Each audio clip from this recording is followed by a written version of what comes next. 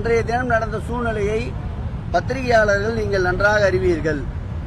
அன்றைக்கு அந்த யானையிடம் செல்ஃபி எடுக்க செல்லுகின்ற போது அந்த யானை அதற்கு அனுமதிக்கவில்லை. தொடர்ந்து அவர் முயற்சி செய்த போது இந்த விரும்பத்தகாத சம்பவம் நடைபெற்றிருக்கின்றது. அந்த சம்பவத்திற்கு பிறகு ஒரு 10 நிமிடங்களுக்குள்ளாகவே அந்த யானை மீண்டும் அந்த பாகனின் மீது வைத்திருந்த பாசத்தின் காரணமாக அவனை தட்டி தட்டி எழுப்புகின்றது.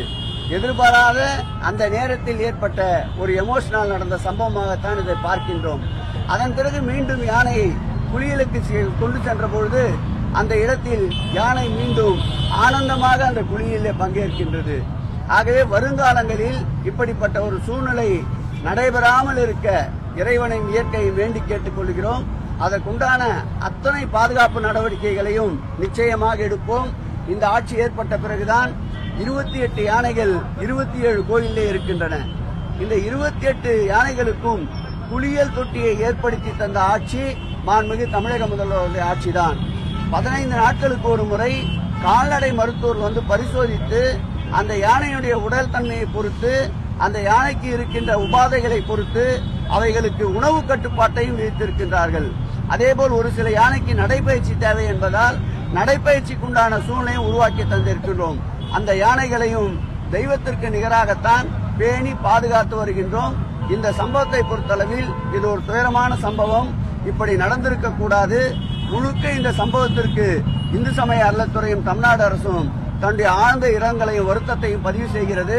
அந்த குடும்பத்தை சார்ந்த ஒருவருக்கு அதே திருச்செந்தூர் திருக்கோயிலில் அவருடைய தகுதியின் அடிப்படையில் பணி வழங்க வேண்டும் என்று மாண்புமிகு தமிழக முதல்வர் உத்தரவிட்டிருக்கின்றார்.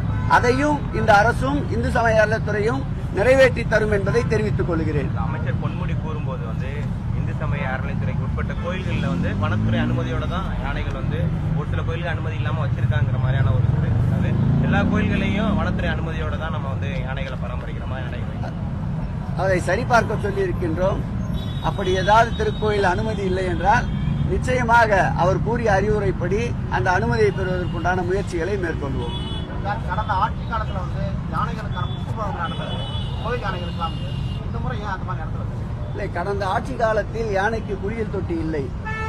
15 நாட்களுக்கு ஒரு தடவை மருத்துவ சிகிச்சை இல்லை.